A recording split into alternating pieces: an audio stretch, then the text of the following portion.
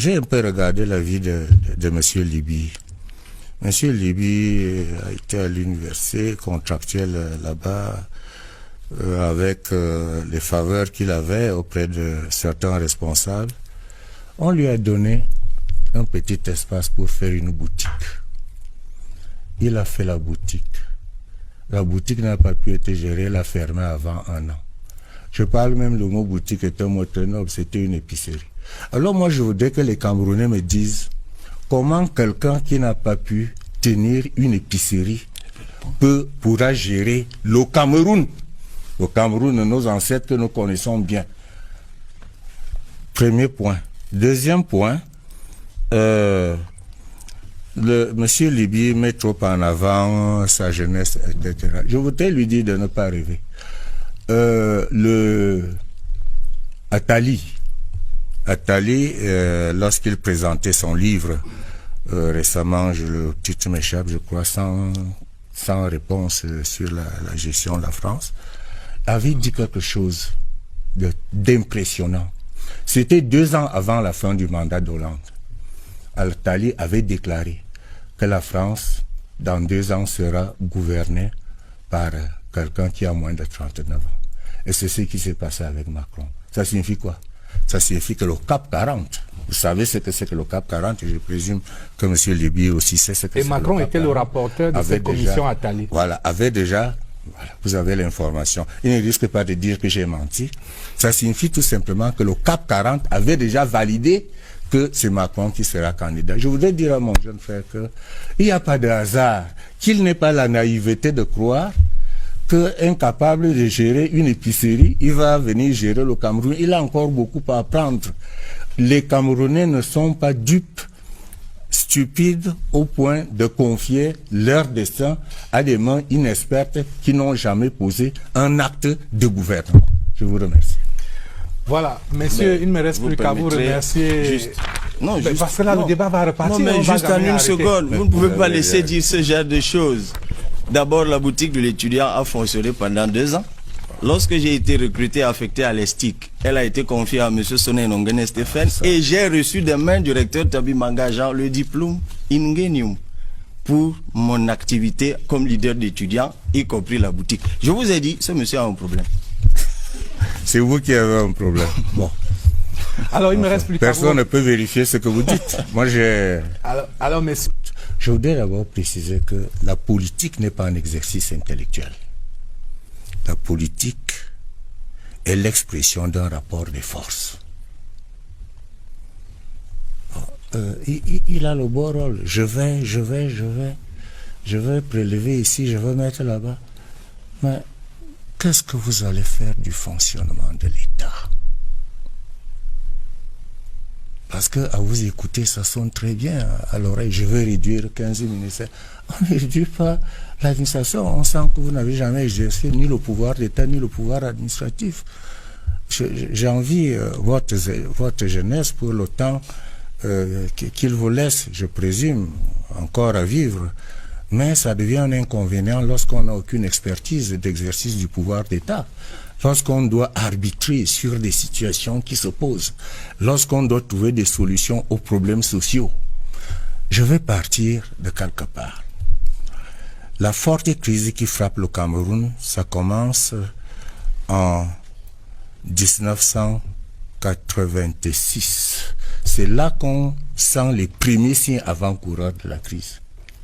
Et cette crise rentre, elle était tellement sévère qu'elle rentre dans ce que les économistes appellent le cycle de Kondratiev, par rapport au cycle de Juglar qui est du moyen terme, 7 ou 10 ans. Nous, on a fait le cycle de Kondratiev, c'est-à-dire une vingtaine d'années dans la crise, avec une incapacité totale de pouvoir envisager le moins d'investissement. Aucun chef d'État dans le monde ne pouvait faire le moins d'investissement au Cameroun. Bon, voilà des faits historiques qui s'imposent à notre intelligence. C'est-à-dire des situations où, quelle que soit votre capacité d'action, quelle que soit votre puissance à imaginer des solutions, vous ne pouvez rien faire.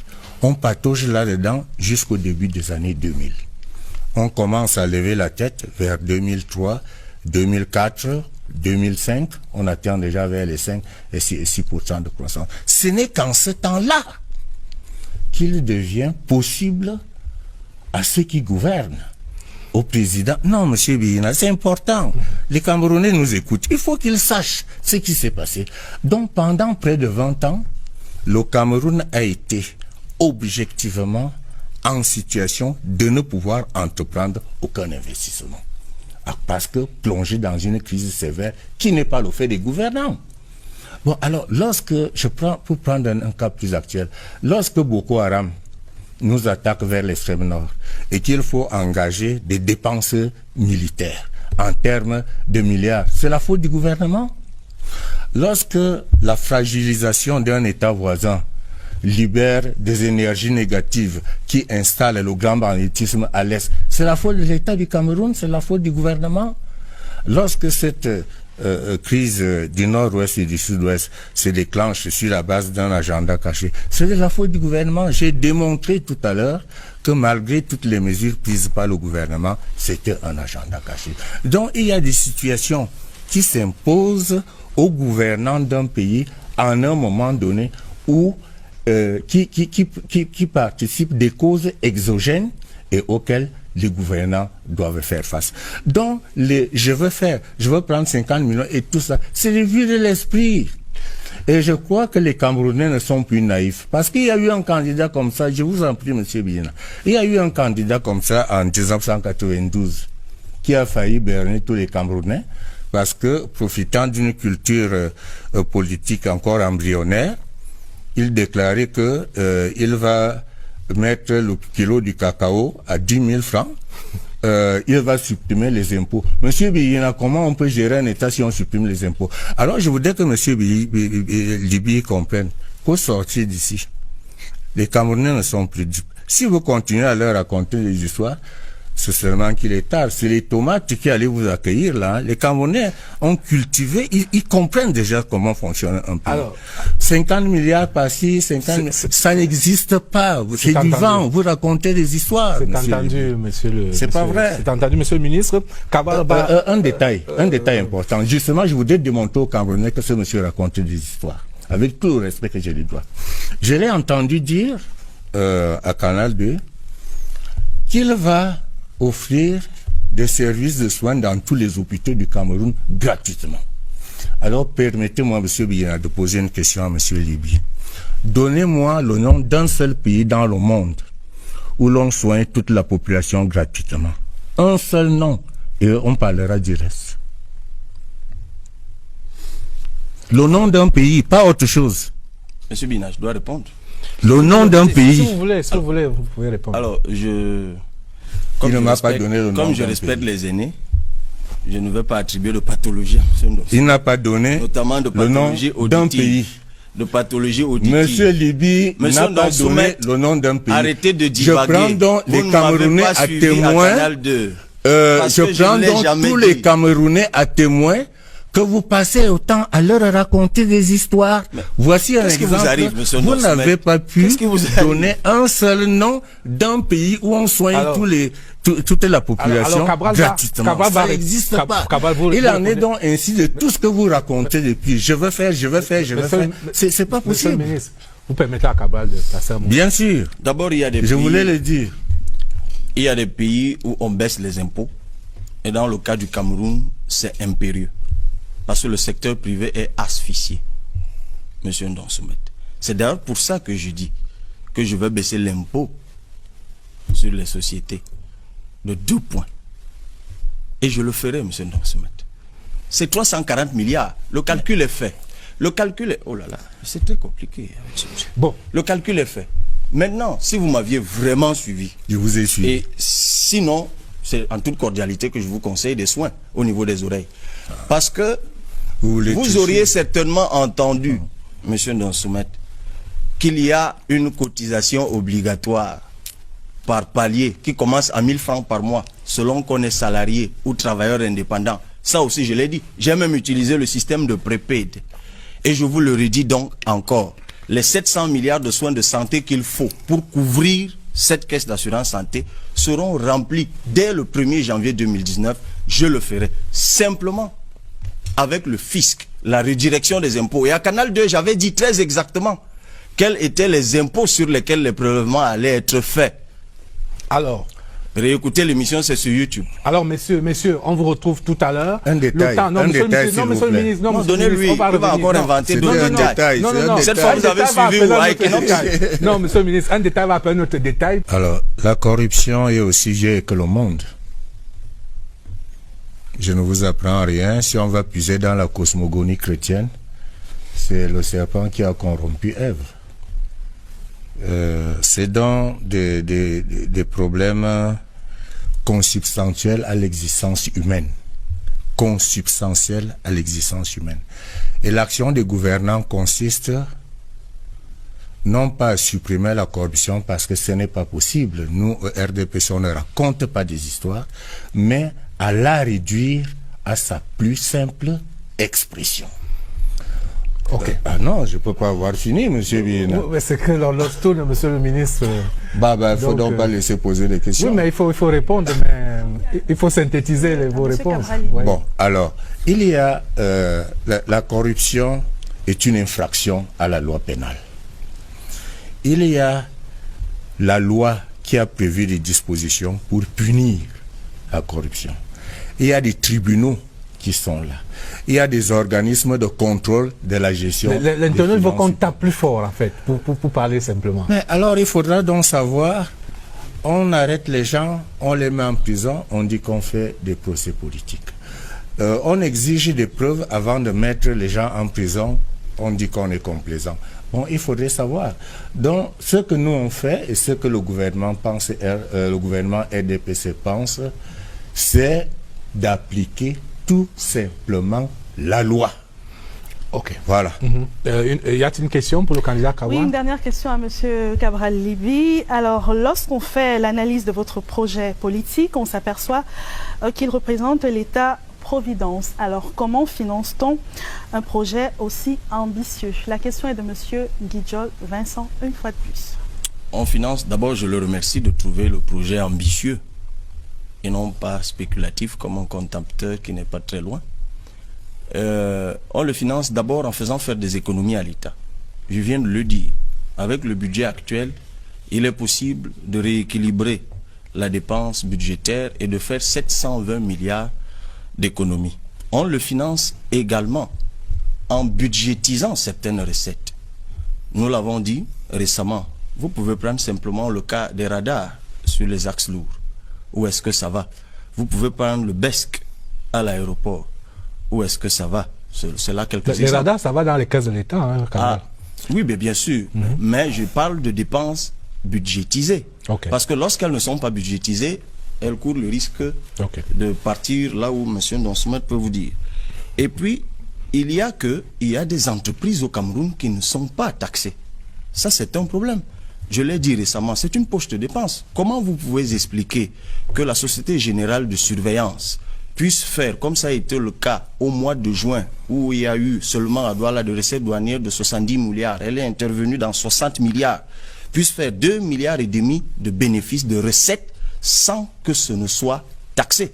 Comment pensez-vous que certaines entreprises comme la PHP ne payent pas le moindre impôt? Il faut donc élargir l'assiette fiscale et après cela, il est possible maintenant de créer en investissant, on crée de la richesse. Et ça, c'est pas la chose la plus compliquée. Dès que le crédit revient dans le fonctionnement de l'État, dès que la gouvernance s'installe, les investisseurs, ils arrivent. Nous, on injecte 500 milliards dans l'agriculture tous les ans, c'est 10% environ de notre budget. Ça génère de la richesse et ça finance notre projet. En réalité, contrairement au régime inerte qui a peur, parce qu'ils n'ont plus d'horizon de grandeur, ils vous disent simplement que non, dès que vous rêvez, dès que vous pensez un pays, ben non, il faut être inerte comme eux, endormi comme eux, et on voit là où se trouve le pays. C'est à vous de choisir. Merci.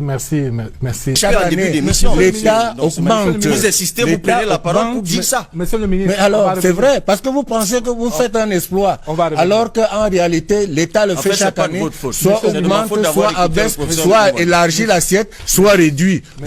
Si vous vous énervez, c'est bien parce que vous sentez que j'ai compris que vous voulez mentir aux Camerounais. Vous voulez mentir aux Camerounais. L'État le fait chaque année, c'est des instruments. instruments le Cameroun. de politique économique. Avec votre et l'État laissez les jeunes chaque année. Camerounais penser leur pays. Vous ne vous entendez plus, s'il vous plaît. Vous ne vous entendez plus. Ça se décide le 7.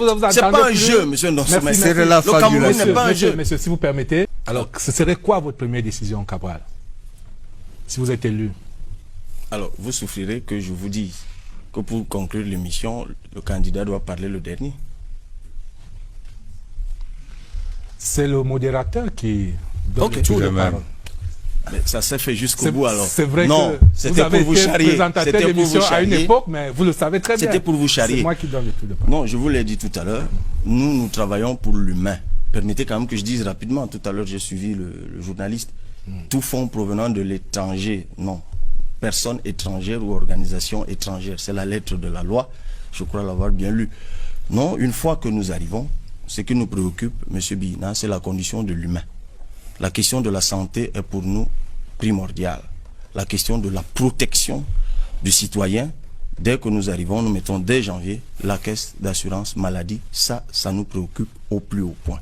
Et nous lançons la révolution agricole immédiatement avec le train de mesures qui va avec, rééquilibrage de la dépense budgétaire. Et pour l'assurance santé, nous allons créer très vite une caisse d'assurance santé financée par la fiscalité et financée par les contributions obligatoires des citoyens.